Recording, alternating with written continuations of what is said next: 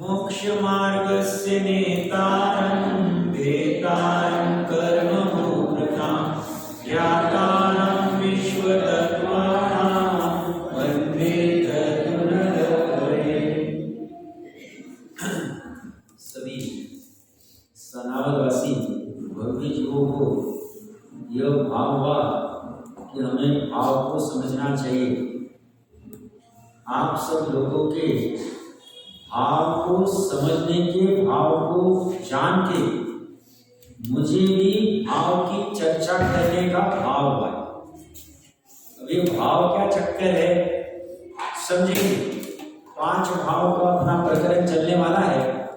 इसमें मुख्यतः से हम भाव किसे कहते हैं, ये भाव किसमें होते हैं,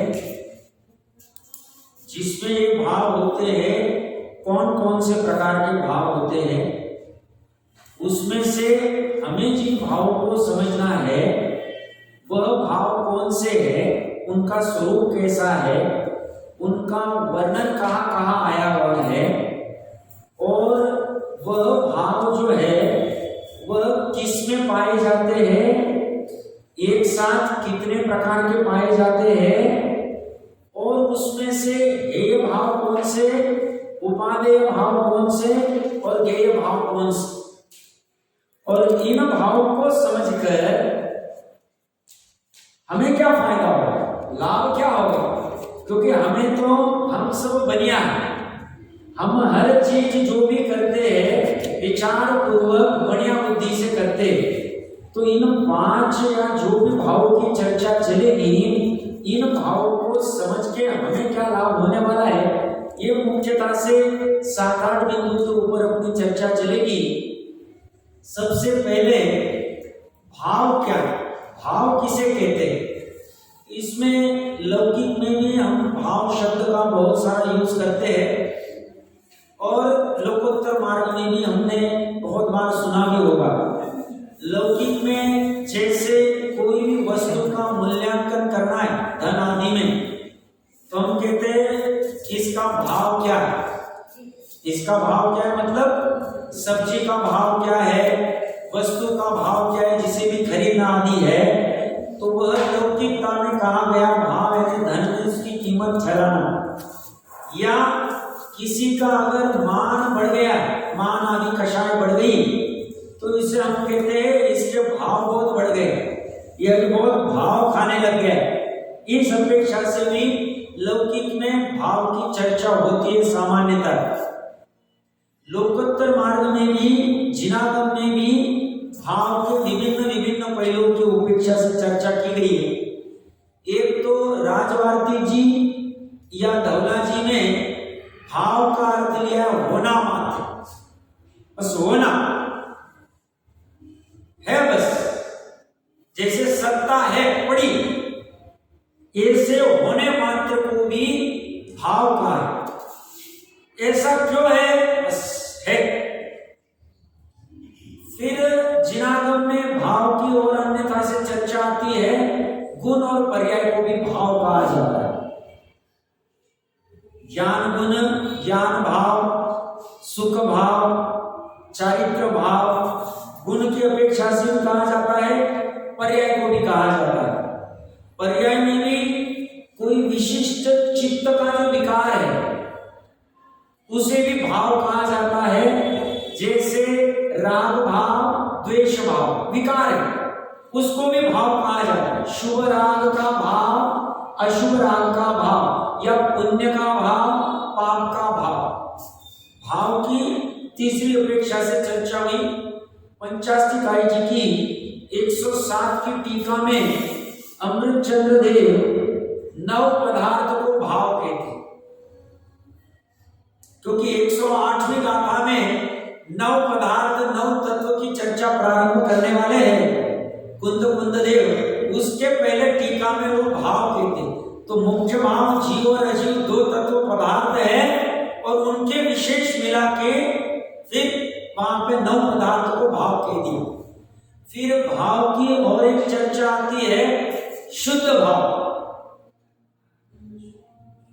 प्योर भाव, निर्मल भाव। जीव का जो भाव होता है उस अपेक्षा से भी आती है। एक भाव की चर्चा आती है द्रव्य क्षेत्र काल भाव, उसमें जो भाव है यह वस्तु का अंश है, उस अंश को भाव का है। और एक चर्चा भाव की आती है द्रव्य गुण पर्याय युक्त जो समग्र वस्तु है या उत्पाद व ध्रुव युक्त जो पूर्ण वस्तु है उस वस्तु को भी भाव कहा जाता है। कई कई ऐसी चर्चा आती। और एक भाव का अर्थ है कर्म की सापेक्षता में जीव की जो परिणति होती है उसे भाव कहते हैं। तो ये बहुत सारे जिनागम में भाव की चर्चा है, उसमें से हम सबके भाव ये है कि हम 5 भाव जो जीव के असाधारण भाव है जो कर्म की सापेक्षता में होते हैं उन भाव की चर्चा करें, उनको समझे। किसी को प्रश्न होगा कर्म की सापेक्षता वाला भाव क्यों लेवे, तो टोडरमल जी साहब के पास जाएंगे तो दूसरे अधिकार को कहते हैं कर्म बंधन ही दुख का कारण है। जीव सुखी होना चाहता है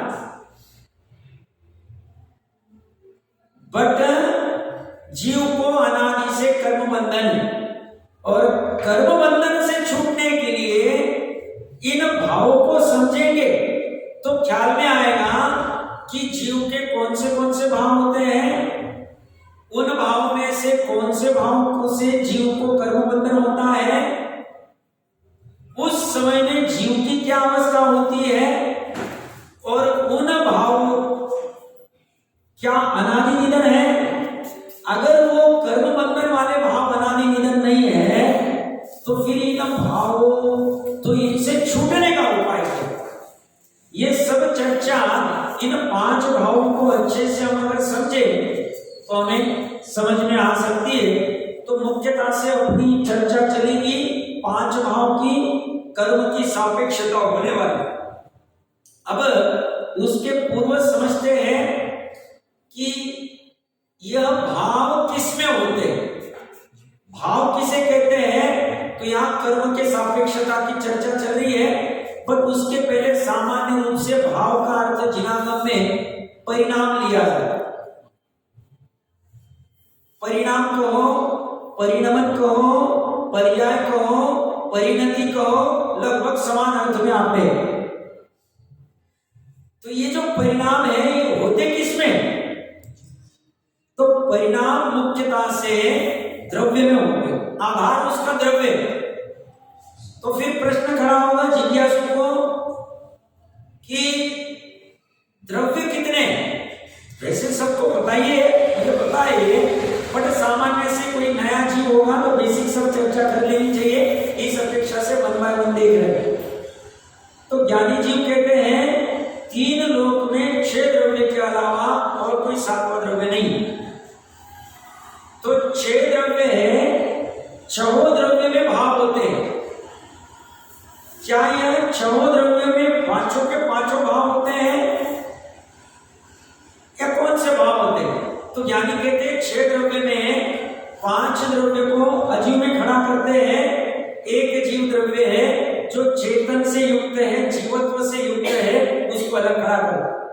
ये जो 5 अजीव है उसमें से जो 4 द्रव्य है, धर्मास्तिकाय, अधर्मास्तिकाय, आकाश और काल, इन 4 द्रव्य में मात्र एक ही भाव होता है, पारिणामिक भाव।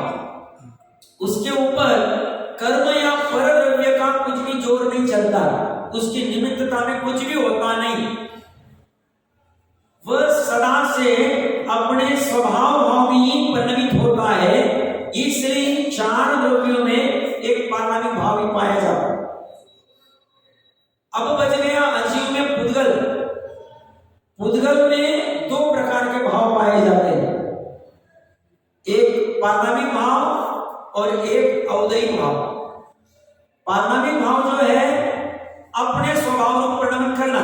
परमाणु जब पुद्गल जब परमाणु रूप परिणमित होता है, परमाणु यथार्थ रूप में पुद्गल है, वह जब अपने स्वभाव को परिणमित करता है तब वह पारमार्थिक भाव में है। और इससे अन्यथा एक से ज्यादा परमाणु मिलके 2, 3, 4 संख्यात और संख्यात अनंत उनका जो स्कंद बनता है, जो 23 प्रकार का कहा गया गोमर साहब जी आदि ने, ये 23 प्रकार के स्कंद जो बनते हैं, यह अवधि भाव प्रणमन है। पुद्गल परमाणु वो अपने स्वभाव को परिणमित नहीं कर रहा, जैसे वो स्कंद में जुड़ता है तो स्कंद के अनुसार उसके परिणमन गुणों का आदि प्रणमन होता है। तो ये भाव 2 प्रकार के उसमें पाए जाते हैं, उसमें बाकी के और अन्य भाव पाए नहीं जाते। बट हमें पुद्गल के भाव जान के इतना कोई फायदा होने वाला नहीं है, क्योंकि हमें तो अपने भावों से मतलब है, क्योंकि हमें अपने भावों को समझकर कर्म की सापेक्षता में होने वाले और फिर इससे छूटने का मार्ग ढूंढना। तो अभी 5 द्रव्य को गौण करने के बाद में 3 लोक में मात्र भी जीव द्रव्य रहेंगे। इन 5 को तो हमने कंप्लीट कर दिया। अब जीव द्रव्य में ज्ञानी जीव कहते हैं 5 भाव होते हैं। ये 5 भाव में से 4 भाव कर्म की सापेक्षता में होते हैं। कर्म की सापेक्षता मतलब कर्म का निमित्त रहता है, और एक जो बचा हुआ भाव है इसके ऊपर कर्म का कुछ जोर नहीं चलता है, इसलिए यह स्वभाव भाव कहा गया। इन 5 भावों की परिभाषा आदि भी विस्तार से चर्चा तत्वार्थ सूत्र जी में की हुई है। इसकी परिभाषाएं जिनागम में 3 प्रकार से मिलती। पहली परिभाषा है उपादान की तरफ से, सर्वार्थ सिद्धि आदि की टीकाएं देखेंगे तो उसमें सर्वार्थ सिद्धि टीका की तत्वार्थ सूत्र जी की, उसमें उपादान की तरफ से परिभाषा की गई। धौला जी आदि में देखेंगे तो धौला जी में निमित्त की अपेक्षा से परिभाषा की गई। निमित्त को मुख्य किया है, कहीं उपादान को मुख्य किया है। और पंचाष्टिकाय जी की 56वीं गाथा की टीका देखेंगे अमृतचंद्र देव की, तो वहां पे निमित्त नैमित्तिक संबंध की अपेक्षा से परिभाषा की गई। इसमें तत्वार्थ सूत्र जी के यहाँ पे वर्तमान में मुख्यता से निमित्त और उपादान की तरफ से आई चर्चा है, बट निमित्त नैमित्तिक संबंध की परिभाषा भी हम समझ लेंगे साथ में। इसमें ये 3 प्रकार की परिभाषा एक ही वस्तु स्वरूप को बता रही, सिर्फ उनका एंगल अलग अलग है। कार्य तो उपादान में ही होता है। ये 5 प्रकार के भाव जीव में होते हैं। ये जीव में जो भाव हो रहे हैं ये उपादान के भाव है। उस समय निमित्त क्या कर रहा है, उस अपेक्षा से जब कथन आएगा तो उसे निमित्त की सापेक्षता से कथन कहा, और जब उपादान की सापेक्षता से होगा तो वैसा कहा जाएगा, निमित्त नैमित्तिक की अपेक्षा से वैसा कहा जाएगा। 5 प्रकार के जो भाव होते हैं ये मुख्यता से यहाँ पे तत्वार्थ सूत्र जी की परिभाषा, मतलब यहाँ पे जिस सीक्वेंस से दिया उसको समझेंगे। और एक बात कहनी रह गई, भाव दीपिका करके एक दीपचंद जी कासलीवाल जी का बहुत अच्छा शास्त्र है, जहां पे मुख्यता से 5 भाव की चर्चा की। ये विस्तार वाला है, हम तो उससे लेंगे नहीं, बट यहाँ पे क्रम अलग वाला है। यहाँ पे पारमार्थिक भाव आदि को मुख्य किया है, उनकी विवक्षा अलग है, यहाँ की विवक्षा अलग है। यहाँ पे औपशमिक, शाही, शायक्षमिक, औदयिक और पारमार्थिक, ऐसे 5 प्रकार के भाव पाए जाते हैं। इन 5 भावों के संदर्भ में तत्वार्थ सूत्र जी के दूसरे अधिकार में 7 गाथाएं लगा दी। प्रारंभ की 7 गाथा, पहले से 7 गाथाएं लगा दी। 33 सूत्र पहले अधिकार में हो गए। अब जीव को जिज्ञासा हुआ, भाई आपने 7 तत्व तो कह दिए, बट इस जीव तत्व को कौन से भाव होते हैं, तो उनको लगा भाव की चर्चा करनी जरूरी है, तो उन्होंने वहां पे 7 का सूत्रों के में 5 भावों की चर्चा की है। इन 5 भावों के 53 भेद होते हैं, उसके भी विभिन्न सूत्र आएंगे। औपशमिक भाव के 2 भेद हैं, शाइब के 9 है, शाइब-शमिक के 18 है, 21 भाव जो है औदैहिक के है और 3 भाव जो है पारमाणिक के भाव है। अब औपशमिक भाव की सामान्य सा चर्चा करके फिर यहाँ का मंगलाचरण हम पढ़ते हैं। औपशमिक भाव की निमित्त की अपेक्षा से कैसी चर्चा होगी? जो भाव, जीव का जो भाव कर्म के उपशम के निमित्त से होता है उसे औपशमिक भाव कहेंगे। वहां जीव में भाव, जीव में मतलब हम में हो रहा है, कोई दूसरे जीव में नहीं हो रहा है, और सभी जीव में होता है। तो औपशमिक भाव मतलब सभी, मतलब जो प्रकट करेंगे, वैसे भी चर्चा चलेगी किस किस में पाया जाता है।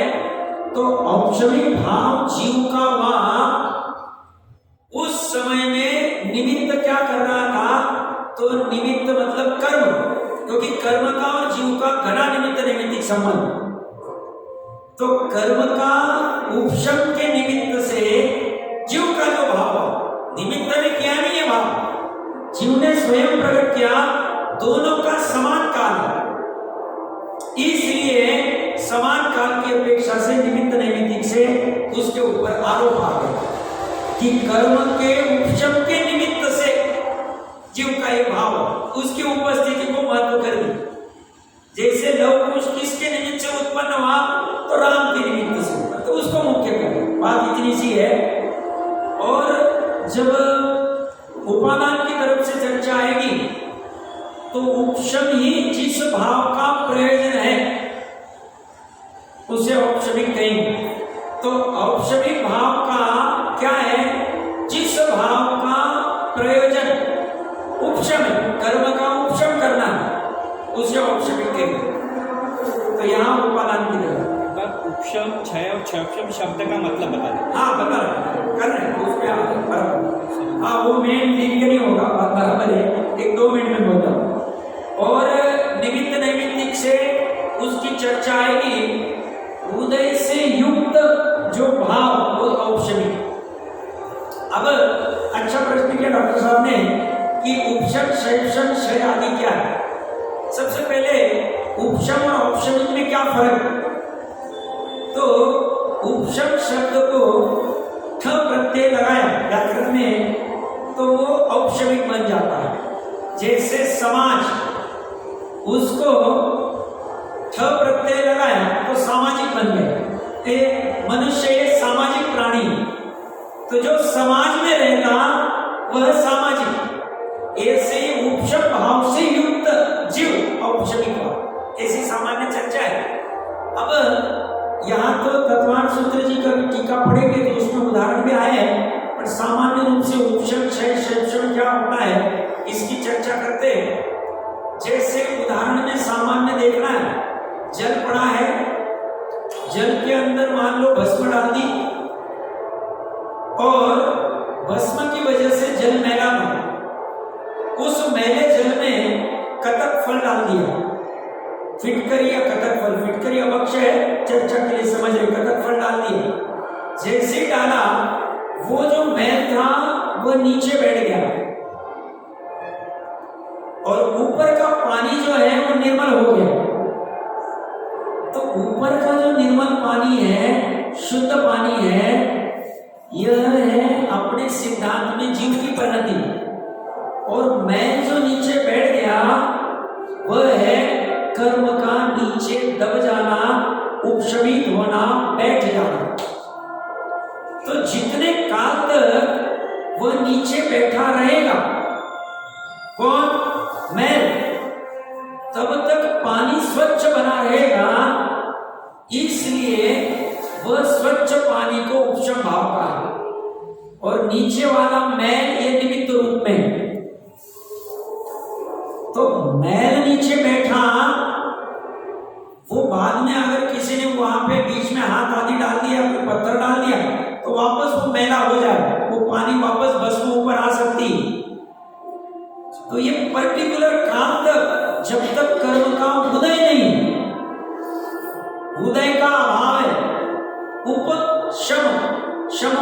शमित होना, तो कहाँ हो गए? शमित कहाँ हुए? समीप में हुए। किसके समीप में? जीव के समीप ही। अभी कारण मतलब कारण शरीर में पड़ा है, सत्ता में, पर उदय में नहीं आया, पूरा क्षय भी नहीं हुआ, उदय में बाद में आया। जितने काल तक वो औपशमिक भाव है तब तक वह पर्टिकुलर कर्म उदय में नहीं आया, उतने काल तक नहीं आया, बाद में आ जाएगा। जब उस कर्म का उदय होगा तो इसका भाव भी बदल जाएगा। शाही क्या है? तो कर्म का अत्यंत क्षय होना। मतलब अपने उदाहरण में वो मैल जो नीचे बैठ गया था, उसके बाद में ऊपर जो स्वच्छ पानी था उसको धीरे से दूसरे बर्तन में निकालना, स्वच्छ बर्तन में। तो स्वच्छ बर्तन में निकाला तो अभी मैल अलग हो गया और पानी एकदम स्वच्छ हो गया। तो ये स्वच्छ पानी ये जीव की परिणति है। अब ये अनादि काल की रहेगी, अब वापस मैल लगेगा ही नहीं। अब ये शायिक वाला भाव कौन से गुणों में प्रकट होता है, औपशमिक वाला कौन से में होता है, ये फिर जैसी चर्चा अपनी चलेगी उसमें वो विशेष समझ में आ जाएगा। शायिक वाला भाव क्या होता है?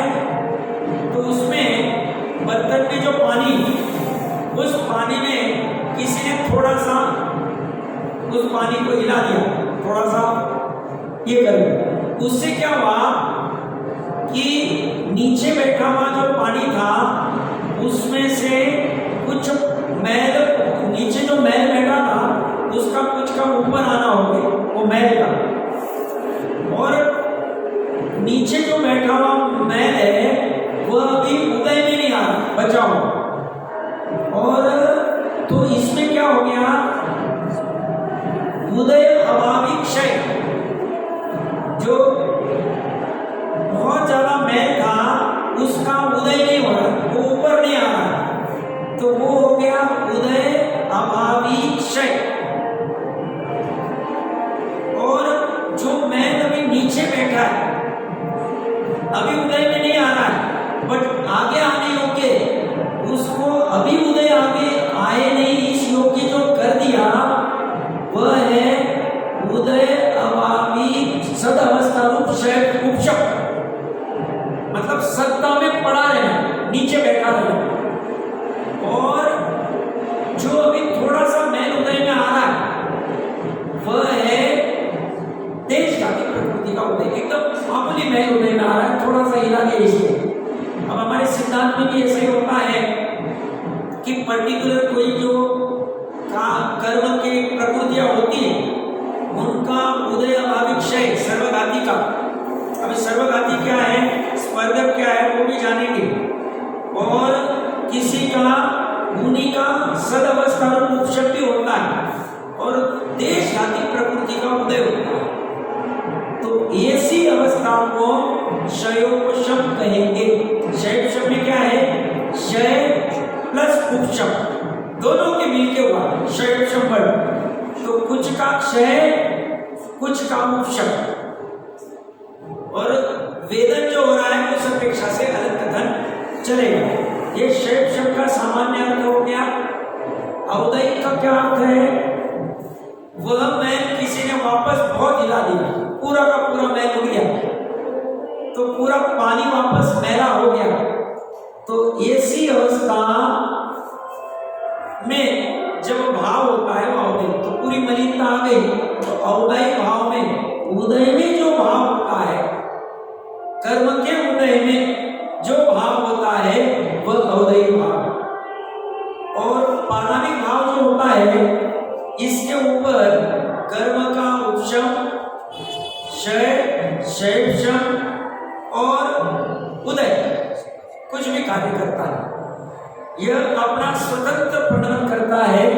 इसे हम अनादि निधन भाव भी कह सकते हैं, परम पारामिक भाव भी कह सकते हैं। जिसमें तीन भाव है उसमें दो पर्यायतिक में से एक द्रव्यार्थिक की वो चर्चा चलेगी अपनी।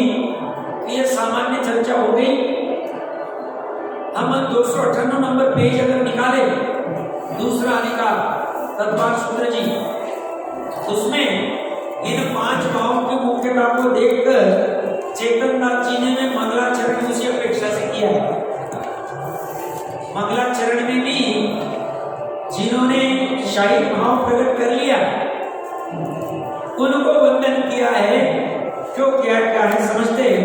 अब द्वितीय अध्याय की वचनिका प्रारंभ करते हुए मंगलाचरण करते, एक बार मंगलाचरण पढ़ते। उदय उपशम विश्रतज शायिक भाव उधारी, जीव भाव उज्ज्वल कियो नमोताई मदचारी। अर्थ बहुत गजब का है। जिन्होंने उदय, उपशम, शयपशम संबंधी, अवदयी, औपशमी, शायपशमी भाव को छोड़कर शाही भाव प्रकट कर जीव के भाव को उज्जवल किया है। उन्हें घमंड छोड़कर अति विनय पूर्वक नमस्कार करता हूं। नमस्कार किसको किया? जिन्होंने 3 प्रकार के भावों को छोड़ा, उदय, उपशम और शयपशम। वैसे उपशम भाव एक देश उपादेय, शयपशम के कुछ भाव एक देश उपादेय है, बट शाही सर्वथा उपादेय है। इस अपेक्षा से इन 2 भावों को भी पालना, इनको भी छोड़ना पड़े, क्योंकि ये भाव तात्कालिक है, ये अनादि दिन सादी अनंत नहीं है। इसलिए और उदय वाले तो आगे चर्चा आएगी, कर्म बंधन और संसार का कारण मुख्य काल से उदय भाव है। तो इन 3 भावों को जिन्होंने छोड़कर, छोड़ा किसने? जीव ने। कैसे छोड़ा? स्वयं से छोड़ा। स्वयं से कैसे छोड़ा? अज्ञान अवस्था में यह जीव इनको अपना स्वभाव मानता था। अज्ञान अवस्था में क्या हालत थी? राग द्वेष करना मेरा स्वभाव है, क्रोध आदि करना, छल ईर्ष्या मेरा स्वभाव है, ये सब चलता रहेगा। बट ज्ञानी कहते हैं जब तू वस्तु स्वरूप को समझेगा तब ख्याल में आएगा ये 3 भाव तेरे स्वभाव नहीं। अगर तेरे स्वभाव रहते थे तो सिद्ध आदि को ये तीनों भाव पाए जाने चाहिए थे, बट सिद्धों को सही मायने में मात्र पारमाणिक भाव, शाही भाव तो उपचार से कह देते हैं। शाही भाव सिर्फ जिस समय सिद्ध को प्रकट हुआ उतने समय में कार्यकारी है, या केवल यहाँ प्रकट हुआ वो पहले समय, क्योंकि उसी समय शय, बाद में तो शय करने की आवश्यकता ही नहीं। बट कहा जाता है दोनों भाव पाए जाते, दोनों कथन मिलते, कोई बाधा नहीं है। तो शायपशमी भाव को छोड़कर, ये 3 भाव को छोड़कर शाही भाव प्रकट कर हमें क्या लेना? हमें भी सही सुखी होना है, तो हमें भी 3 भावों को छोड़ना पड़ेगा। एक, शाही भाव को प्रकट करना पड़ेगा 2, और छोड़ने और प्रकट करने में पुरुषार्थ लगे। तो छोड़ेगा कौन? वो भाव कहाँ हो रहे हैं? जीव में हो। जो छोड़ने वाले भाव उनको छोड़ा, और जो भाव को प्रकट किया वो प्रकट हो नहीं रहे थे, उनको प्रकट किया। तो दोनों में पुरुषार्थ लगे। मात्र छोड़ने वाला ही अपना धर्म नहीं, वो कह रहे हैं तुम ऐसी वस्तु को छोड़ो जो तुम्हारे लिए कार्यकारी नहीं, और तुम ऐसी वस्तु को प्रकट करो जो तुम्हारे लिए कार्यकारी। कार्यकारी क्या है? सुखी होना, सुख के लिए सब चल रहा। शाही भाव में तुम शाही रूप में सुखी हो जाओगे, अनंत सुखी हो जाओगे, अव्यवहार सुखी हो जाओगे। इसलिए यह भाव को प्रकट करना, और ईर्षा भाव प्रकट करके जीव के भाव को उज्जवल किया। अभी तक मलिन था वो भाव, वह परिणाम, द्रव्य मलिन नहीं था। जिसका आलंबन लिया है वह द्रव्य निर्मल था। उस द्रव्य में परिणाम ने एक मुहूर्त के लिए पूरी लीनता कर ली। जैसे लीनता की उज्ज्वलता प्रकट हो, अनंत काल के लिए उज्ज्वलता प्रकट हो, ऐसे जीव को मैं घमंड छोड़कर, घमंड ये क्यों लिखा उन्होंने, ऊपर क्या लिखा है, नमो ताई मदछारी, मदछारी, छारी मतलब छोड़ना, मदछारी क्यों लिखा, घमंड को छोड़ के क्यों लिखा। 8 मद नहीं, मद ऐसा है, हम जैसे सामान्य जीवों के पास में कुछ भी नहीं रहते, हमें बहुत घमंड। छोटी सी हमारे पास एक डिग्री, मैं शिव, 2-4 शास्त्रों का ज्ञान आ गया, मैं इसका विद्वान, मैं इसका पंडित, थोड़ा सा कुछ आ गया, थोड़ा सा घर गृहस्थी के आसपास मोही लोग, बेचारे अज्ञानी लोग अपने को उठा देते, बहुत तुम्हारे पास क्या कला है, कैसा तुम व्यापार करते हो, कैसा तुम्हारी बोलचाल है, तुम्हारे बोलने में कितनी मिठास, तुम्हारे ये तुम्हारे वो, इसमें उठ जाते हैं। ज्ञानी कहते हैं ये भूतगल वाला तो छोड़ो, जीव के जिन भावों के निमित्त से ये होता है, यह सब उदय क्षय क्षय और आदि वाला है, इसमें घमंड करने योग्य कुछ भी नहीं, क्योंकि क्षय आदि भाव इतने व्यापक है, अभी है और अभी नहीं, अभी आकार और अभी भूलन हो गई, ज्ञान में होते 12वें गुण स्थान तक क्षय ज्ञान चलेगा और कोई साधन नहीं। गंधर जैसे गंधर इतनी विद्या प्रकट हो गई, 4 ज्ञान के धनी, क्षय ज्ञान वाले हाथ जोड़ के खड़े रहते 9 घंटे 36 मिनट, क्योंकि उनको मालूम है हम कहाँ खड़े, कहाँ पहुंचना, वह घमंड नहीं करते। और हम जैसे जीव, हमें थोड़ा सा धन आदि कुछ मिल जाए, थोड़ा सा कुछ हो जाए, हमारी प्रॉपर्टी आदि, हमें लगता है हम छोड़े और बाजार सड़ा हो, और ऐसे घमंड वाला यथार्थ रूप में इन जीवों को नमस्कार कर नहीं सकता है। इन जीवों ने कैसे प्रकट किया वो समझ नहीं सकता है, और समझे बिना क्या प्रकट करना है क्या छोड़ना है वो कर ही नहीं पाए। तो जिसे इन भावों को छोड़ना है, छोड़ने योग्य भावों को, और ग्रहण करने योग्य भाव को ग्रहण करना है, उसने अपने घमंड को बाहर रख देना, पूरा छोड़ देना, कुछ भी ज्ञान नहीं अपने पास। लौकिक में तो इतनी विडंबना है, थोड़ा बहुत कुछ लॉ का, इसका उसका, कंप्यूटर का, सॉफ्टवेयर का, डॉक्टर का, अकाउंट का थोड़ा सा आ जाता है, और उसी में लीन होता है। इतने डिग्रियां लग गई, इतने सर्टिफिकेट लग गए, भाई ऐसे घमंड में तो इन भावों को नहीं समझ पाएगा, प्रकट करने वाला उपादेय भाव नहीं समझ पाएगा, और छोड़ने योग्य भाव को छोड़ने, क्योंकि घमंड का भाव भी अवदय भाव, मिथ्यात्व आदि कर्म के उदय में, कषाय आदि के उदय में ये भाव होता है जीव, ये भाव को छोड़, इसलिए इन्होंने स्पेसिफिकली घमंड को छोड़कर, तो उन्हें नमस्कार कैसे कर पाऊंगा मैं घमंड। इसलिए जिन मंदिर में हमने 5 स्तंभ पहले क्यों लगाया, उनके पास जा रहा है तो तेरी जितनी बाहर की है कि बाहर ही छोड़ दो, अंदर जाते ही तुझे तो एकदम पानी हो जाना चाहिए कि इनके जैसी वितरागता ही ग्रहण करने योग्य है, ऐसा ही प्रकट करने योग्य है, और यही मेरे लिए कार्यकारी है। इससे भाव आने के लिए पहले ही 5 स्तंभ खड़ा कर, और गौतम गंधर्वी तभी वहां पहुंच पाए, इंद्र बुद्धि, बाद में गौतम गंधर्व हुए। तो ये छोड़कर अति विनय पूर्वक नमस्कार करता हूं। इस प्रकार अपने इष्ट देव को नमस्कार हो मंगल करके दूसरे अध्याय की वचनिका लिखते हैं।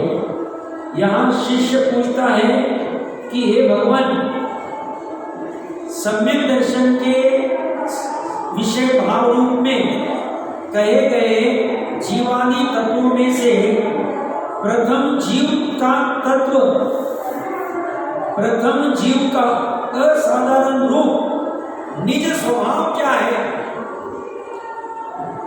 इसके उत्तर में आचार्य श्री सूत्र कहते हैं। अब देखिए, छाई भाव होने के कारण ही सम्यक दृष्टि को छाई सम्यक दृष्टि कहते हैं क्या? छाई भाव होने के कारण ही सम्यक दृष्टि को छाई सम्यक दृष्टि कहते हैं। जो अपन छाई सम्यक दृष्टि बोलते हैं कि छाई सम्यक दृष्टि, हाँ, उसको ये भाव प्रकट हो गया है इसलिए बोलते हैं। हाँ, बट शाही भाव के 9 भेद में से एक ही प्रकट हुआ है। अगर चौथे गुण स्थान में है तो शाहीक भाव 9 है। शाहीक सम्यकत्व, शाहीक चारित्र, शाहीक दर्शन, मतलब 3 दर्शन। हाँ, नहीं 3 दर्शन नहीं, एक ही, एक अवधि नहीं, अपना शाहीक मतलब अनंत दर्शन, अनंत दर्शन को शाहीक दर्शन, शाहीक ज्ञान मतलब अनंत ज्ञान, और आपके 5 शाहीक दान, शाहीक लाभ, शाहीक भोग, शाहीक उपभोग, 5 और 1 4 9। ये 9 में से शाहीक सम्यक दर्शन जो है ये चौथे में प्रकट हो सकता है, चौथे से 7वें में कहीं भी हो। शाहीक चारित्र 12वें में कह सकते हैं आप, क्योंकि शिव हो गया, या जोर लगे तो 13वें में भी कह सकते हैं, बट कथन में हाँ, और बाकी के जो होते हैं ये 5 जो उसके रिलेटेड है, अंतराय कर्म रिलेटेड है, प्लस आपके ज्ञान और दर्शन रिलेटेड है, ये 3 तो 13वें गुण स्थान के पहले में प्रकट हो। और 12वां वाला जो शाहीक चारित्र है, निद्रा भाव, क्योंकि चारित्र होने की सभी प्रवृत्तियां खत्म हो गई 10वें में, 12वें में कहने में बाधा नहीं, 11वें वाले को तो नहीं कह सकते क्योंकि उपशम रूप में वापस उदय आने वाला। इन्होंने उसको लिखा ऐसे नमस्कार करता हूँ, तो फिर ये चौथे गुणस्थानवर्ती को नमस्कार नहीं हुआ? नहीं, इन्होंने ऐसे लिखा है नहीं, क्योंकि शाहीक भाव में सामान्य से 9 भाव ग्रहण होंगे, 9 में से शाहीक सम्यक तो एक सिर्फ चौथे में प्रकट हुआ है, बाकी 8 यथा क्या चारित्र को ही प्रकट हुआ। तो सब में उन्होंने स्पेसिफिक नहीं लिखा कि शाहीक सम्यक दृष्टि को, यहाँ पे क्या लिखा, औदायिक औपशमिक शाहीक भाव को छोड़कर दोनों तरफ से व्याप्ति की, एक नास्ति तरफ एक अस्थि तरफ। तो जो शाहीक सम्यक दर्शन वाला है उसने औदायिक भाव कहाँ छूटे, उसके औपशमिक शाहीक भाव छूटे नहीं, अभी औपशमिक तो चलो छूट गया उसका, बट चौथे गुण स्थान वाले का औपशमिक चारित्र हो सकता है, उसका द्वितीयोपशम सम्यक उपशम श्रेणी चढ़ेगा तो शाहीक सम्यक दृष्टि भी चढ़ सकता है। तो इसके क्षय नहीं हुए ना, इसके नाश नहीं हुए। तो हम अगर सपोज शाहीक भाव में मात्र शाहीक सम्यक दृष्टि लेते, बट उसमें ये 3 भाव का त्याग नहीं, शाहीक सम्यक दृष्टि के चौथे गुण स्थान वाले के औदायिक भाव पाए जाते, औपशमिक पाया जाता है, पाया जा सकता है, और शाहीक शमिक तो पाया जाता है 12वें गुण स्थान तक। सही मायने में हमें शाहीक भाव में सिद्ध ही लेना चाहिए, क्योंकि औदायिक भाव केवली उपयोगी, सिद्ध तो प्रकट नहीं हुआ, औदायिक के किस भाव में से केवली को सिद्ध तो नहीं हुआ। इस परिप्रेक्ष्य में है कि छाईक सम्यक दृष्टि को वापस से मिथ्या दृष्टि नहीं होगा, इसलिए छाईक बोलते हैं। चौथे स्थान में छाईक सम्यक दृष्टि का अर्थ ये होना चाहिए तो मिथ्या दृष्टि वापस से नहीं होगा, तो इसलिए तो छाईक सम्यक दृष्टि सभी कर्मों का क्षय हो गया, ऐसे ही नहीं, उसका अगर अच्छा प्रश्न है, उसमें अगर देखेंगे ना, शाहीक सम्यक दृष्टि इस शब्द में ही जिसकी दृष्टि सम्यक होगी, जिसका ज्ञान शाहीक नहीं हुआ, जिसका दर्शन शाहीक नहीं हुआ, जिसका दान लाभ भोग शाहीक नहीं हुआ, मात्र दृष्टि सम्यक हुई, शाहीक नहीं। वापस से मिथ्या दृष्टि हो सकते हैं कि छाईक सम्यक दृष्टि कभी नहीं हो सकता। मतलब शायद इसी परिप्रेक्ष्य में लिखा है छाईक सम्यक दृष्टि को, फिर तो सभी कर्मों का क्षय ठीक है, कह सकते हैं, उसी अपेक्षा करें, बाकी तो 9 नहीं है। नहीं, शाहीक सम्यक दृष्टि वो क्षय पूर्वक ही होती है, 7 प्रवृत्ति का क्षय पूर्वक ही शाहीक सम्यक दृष्टि बनता है, इसलिए उसको क्षय कहते हैं, क्योंकि क्षय की परिभाषा क्या है, वापस से कर्मों के क्षय पूर्वक। वापस से नहीं। तो उसने 7 कर्मों का क्षय कर दिया, अभी अत्यधिक क्षय किया, वापस कभी भी जुड़ेंगे ही नहीं, इस अपेक्षा से उसको कहा जाए। बाकी यहाँ पे बंधन तो सिद्ध कोई सही मायने कोई लेना चाहे अनंतों को तो बाधा नहीं, बट वहां फिर अवदैहिक में टक्कर आ जाएगी, क्योंकि उनको औपचारिक भाव नहीं, शैक्षणिक भाव नहीं, और उनको अवदैहिक भाव है, शाहीन भाव है कि विचार घाती का नाश किया और पार्लमिक भाव भी पाए जाए, उस अपेक्षा से आएगा। तो शिष्य ने प्रश्न किया कि हे भगवान, सम्यक दर्शन के विषय भाव रूप में कहे गए जीवादि तत्वों में से प्रथम जीव का तत्व असाधारण निज स्वभाव क्या है, उसके उत्तर में आचार्य। अब देखिए ये जो 5 भाव है इसमें से 4 तो पर्याय और पारमाणिक में से जीवत्व ही सही मायने में द्रव्य जो निरंतर बना रहे, शुद्ध जीवत्व की बात कर रहा हूं मैं, जो जीव का स्वयं का। ये 4 पर्याय होते हुए भी ऊपर क्या लिख रहे हैं? असाधारण रूप निज स्वभाव कह रहे हो। निज स्वभाव के बाद पर्याय को भी स्वभाव कहने की भाषा, अनादिकाल स्वभाव अपेक्षा से नहीं, ये स्वभाव क्यों भी पाया जाए, जैसे मीठा ये स्वभाव शक्कर भी पाया जाता है, खारापन ये स्वभाव नमक भी पाया जाता है। तो यहाँ स्वभाव मतलब खारापन और मीठापन ये पर्याय अनंत काल के लिए नहीं, पर कहने की परिभाषा है।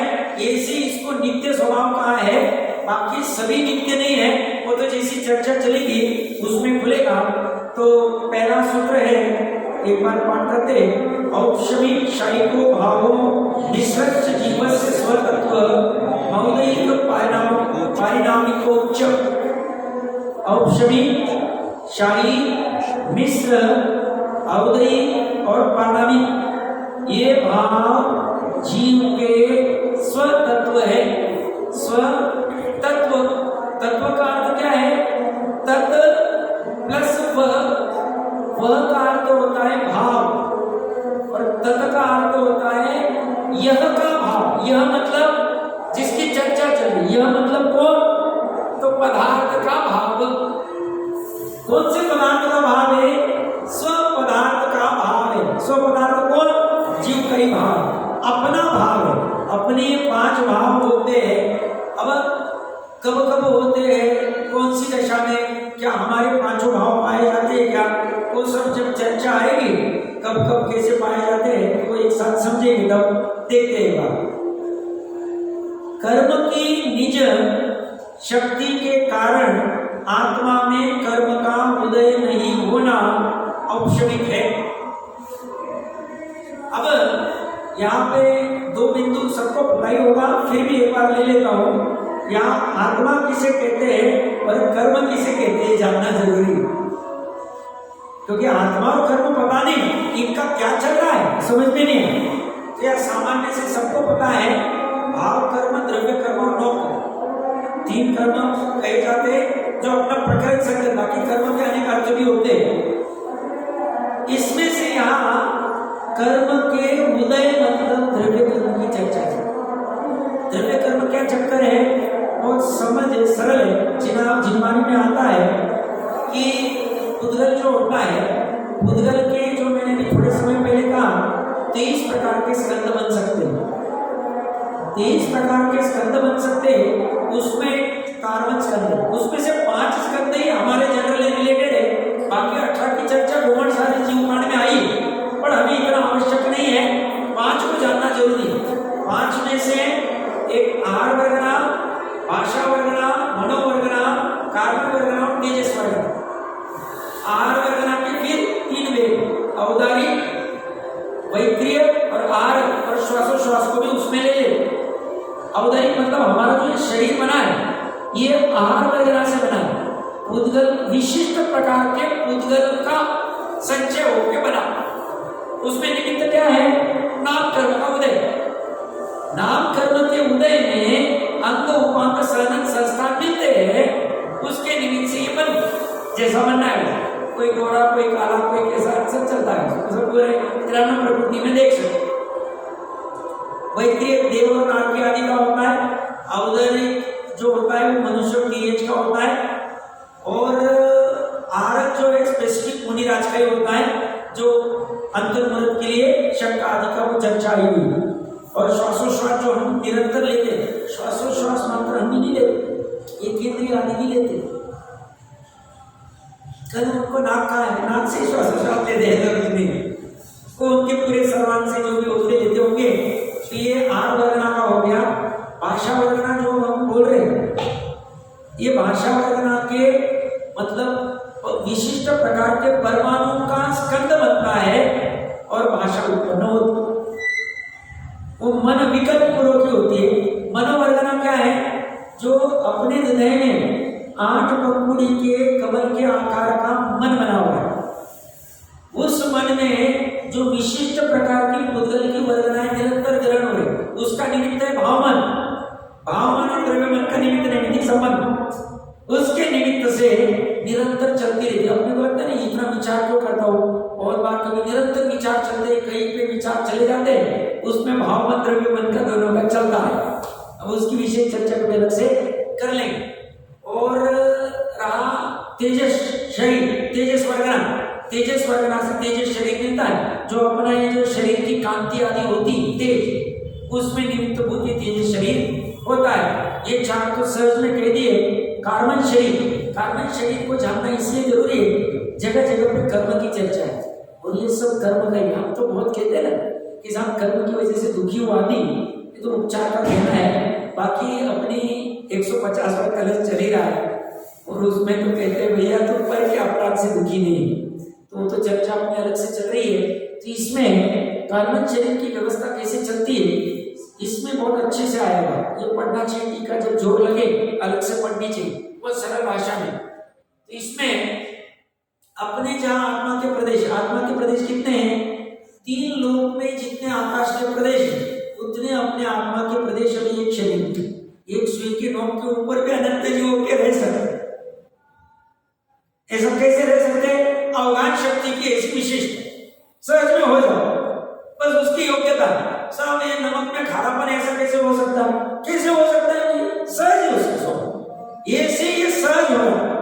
तो ये जो है, ये आत्मा के जो असंख्य प्रदेश है, प्रत्येक प्रदेश के ऊपर अभी कर्मरूप परिणमित नहीं हुए, बट जिनके कर्मरूप परिणमित होने की योग्यता है, ऐसे विश्वोपचय वाले कार्बन वर्गनाए अनंत पड़ी एक आत्मा के प्रदेश के ऊपर। कभी हमें कल्पना आती कि पढ़ना चाहिए, इसका फायदा क्या होगा? बुरे भाव आते हैं ना, उसमें ब्रेक लगता है। अब कैसे मैं बताता हूं, क्योंकि ये सब उसी पे चलेगा, थी भी उसी पे, तो पढ़ के फायदा क्या होगा? तो इसमें होता क्या है कि जो अभी कर्म परिणमित हुए नहीं, बट होने की जिसकी योग्यता है, ऐसे एक आत्मा के प्रदेश के ऊपर अनंत पड़े हुए। अब जैसे जीव भाव करता है, जीव भाव कब कब करता है? हर समय भाव चल रहा है। 5 भाव में से कुछ ना कुछ भाव चलेगा। कौन से मनस्थान में क्या कैसे होता है करेंगे। तो ये भाव जो होता है, उसमें से जिन भाव से कर्म बंधन हो सकता है, वो है औदयिक भाव। औदयिक भाव में भी 21 में से स्पेसिफिक मिथ्या को कषाय आदि क्षय लेशा के जो भाव है, उनसे ही कर्म बनता। तो जीव जब सजग नहीं रहता है और ये भाव कर लेता है, ये भाव जीव ने आप किए, और जिन कर्मों की योग्यता है कर्म बंद की, उसी समय बंद। ये तो मजबूरी मुझे ऐसा करना पड़ रहा है। जहां आत्मा का प्रदेश है उधर ही पड़े, इमीडिएटली ट्रांसफर हो जाए, इमीडिएट। और उसमें से भी जिसको ज्ञानावर रूप होना है ज्ञानावर रूप, जिसको दर्शनावर रूप होना है दर्शनावर कर्म रूप, जिसको अंतराय रूप होना है मोहनी रूप होना है, इमीडिएटली हो जाए। ज्ञानावर में भी जिसको मति ज्ञानावर रूप होना है मति ज्ञानावर रूप हो जाए, जिसको अवधि ज्ञानावर रूप होना है वो सुख हो जाए। उनको समझता नहीं, सहज का ऐसा योग है, निमित्त नैमित्तिक संबंध। जीव ने इसे भाव क्यों किए? पूर्व में कर्म मान लेते, उनका उदय हुआ, ये सजग नहीं रहा, इसने अपना आपा खो दिया, अपना बैलेंस खो दिया, इसने भाव कर लिए, बंधन हो गए। इतनी सी गलती, संसार इतना सा, इसकी भूल क्या? इसलिए साइंस नहीं समझे, साइंस अच्छे से नहीं समझे।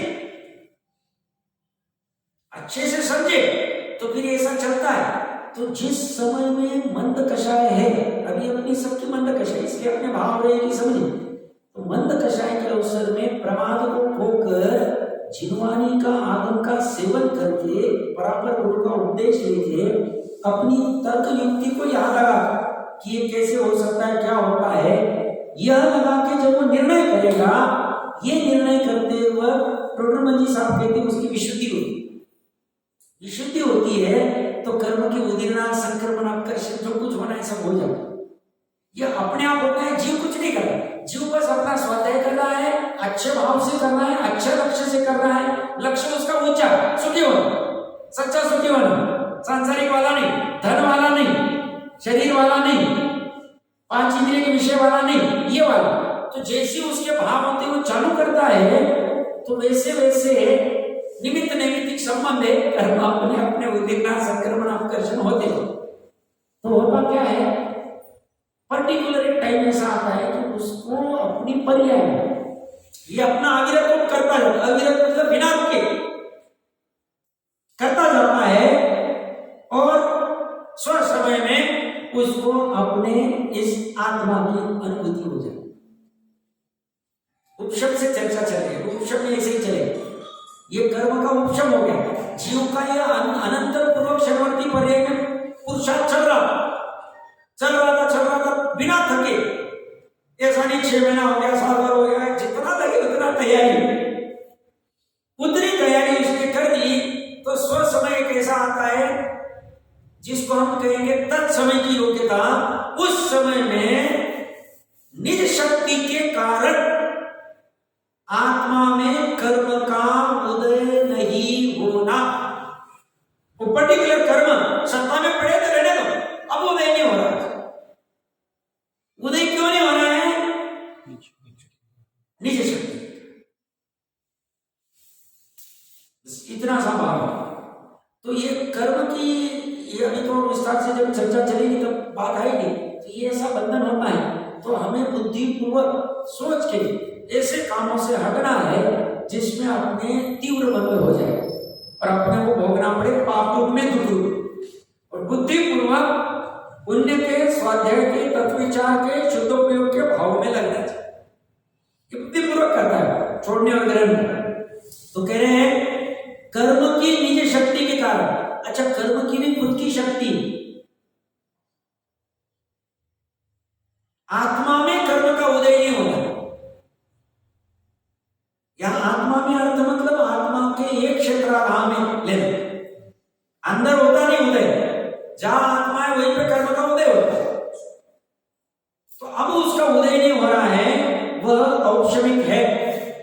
जैसे मलिन जल में कटक, निर्मली आदि कोई वस्तु डाल देने पर कर्दम, कीचड़ जल के नीचे बैठ जाता है, ऊपर जल अत्यंत उज्जवल हो जाता है।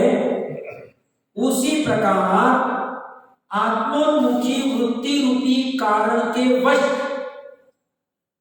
मेन कारण क्या है?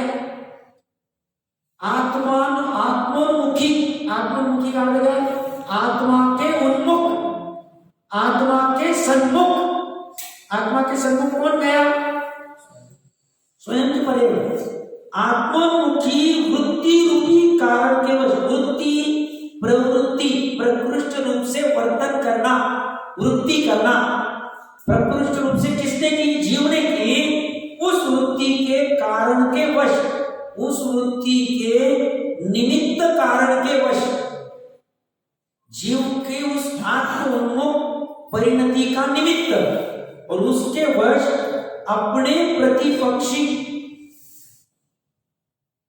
कर्मों की शक्ति का उदय नहीं होना। जो कर्म प्रतिपक्षी, विरोधी, कौन से विरोधी है? आत्मा के सन्मुख जाने के विरोधी है। ऐसे विरोधी कर्मों की शक्ति का, मिथ्यात्वादी शक्ति का उदय नहीं होना औपचारिक भाव है। औपचारिक भाव किसका? जीव। कैसे प्रकट हुआ? आत्मा के उन्मुख प्रवृत्ति करके हुआ है। जीव इतना काम करे, कर्म का जो होना है। हम कर्म को कर भी नहीं सकते, आवश्यकता भी नहीं। हमारी लड़ाई कैसी है? लड़ाई नहीं करना ही झेलने की लड़ाई, पर के साथ लड़ते ही नहीं झेलने। झेलने का काम पर के ऊपर है, ऊपर को कारण मानता है, निमित्त के ऊपर किंचित कर निमित्त। इसलिए वो क्या करता है, वो बस अपने में काम करना चालू कर देता है, बाहर में जो बनाया होता है। इसमें ये उसके निमित्त से औपचारिक भाव है। 5-7 मिनट चलेगा, शैक्षणिक भाव ले लेते, कैसे 5 मिनट चलेगा ना। कर्मों का अत्यंत निवृत्त हो, सत्ता में से ही निकल जाना, सत्ता से पूरा खत्म हो जाना, क्षय। उस क्षय की निमित्तता में उत्पन्न हुआ भाव शायिक। जैसे उसी जल को किसी दूसरे स्वच्छ बर्तन में निकाल लेने पर उसमें कीचड़ का अत्यंत अभाव है। एक परमाणु मात्र भी कीचड़ पड़ा नहीं, एकदम निर्मल पानी, वह अति उज्जवल ही रहता है, निर्मल ही रहता है। उसी प्रकार सिद्धांत में अपने प्रतिपक्षी कर्म का अत्यंत अभाव होने से आत्मा के स्वभाव का सदा सदा के लिए प्रकट हो जाना शैत भाव। अब ये शैत भाव किसमें होता है और उनका ही वैसा स्वभाव प्रकट होगा। शैत भाव नौ में होता है, ज्ञान, दर्शन, वीर्य मतलब दान, लाभ, भोग आदि अंतराय के रिलेटेड के प्रतिपक्षी वाले, और मोहन के प्रतिपक्षी मिथ्यात्व और चारित्र मोह। इन दो के प्रतिपक्षी जो है श्रद्धा और इसमें होगा समय। इनमें कितने काल के लिए होगा? सदा सदा के लिए प्रकट होना। ये बहुत महत्वपूर्ण है, क्योंकि सदा सदा के लिए प्रकट नहीं होता था तो फिर मोक्ष के लिए शाही भाव प्रकट करने के लिए जो प्रयास करते थे। जैसे अन्यमति कहते हमारे बात चले गए, उन्होंने अवतार ले लिया, ये पहला अवतार है, दूसरा अवतार है, आदि आदि। हमें ऐसा नहीं होता। हम कहते अवतार ही लेना था तो फिर गए क्यों? हम वहां पे इसलिए जा रहे हैं क्योंकि हमने उस मोक्ष तत्व का भली भांति निर्णय कर लिया। हमारे ख्याल में आ गया कि यही हमारे लिए, यही अन्य नहीं कल्याणकारी है, एकमात्र उपादेय है।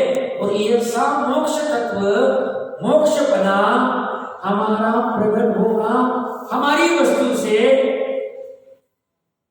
हम वो प्रयास करने लग जाते तो सच में तो अब सदा सदा के लिए वापस कभी भी ये उदय रूप, शैक्षम रूप कभी भी नहीं होंगे, उपशम रूप कभी भी नहीं होंगे। ऐसे ये शाही 9 प्रकार के भाव आदि है, तो यह शाही भाव सदा सदा के लिए प्रकट हो जाना शाही भाव है। इन औपचारिक और शाही रूप जो है वह औपचारिक शाही को भाव है, औपचारिक और शाही भाव है। आत्मा के परिणाम को भाव कहते हैं। आत्मा का परिणाम, आत्मा की परिणाम, इससे आत्मा में अनंत भाव होते हैं, अनंत परिणाम होते हैं, क्योंकि अनंत गुण है। अनंत गुणों के संयोग वाले कार्य भी होते हैं, बट यहाँ मुख्यता से उनको ही लिया है जिनका हमारे रिलेटेड में कार्यकारी, जिनको समझने से हमारा कर्म बंधन हटेगा और हमारा मोक्ष मार्ग प्रकट होगा। ऐसी भाव को यहाँ खड़ा किया है और कुछ विषय बिंदुओं के ऊपर चर्चा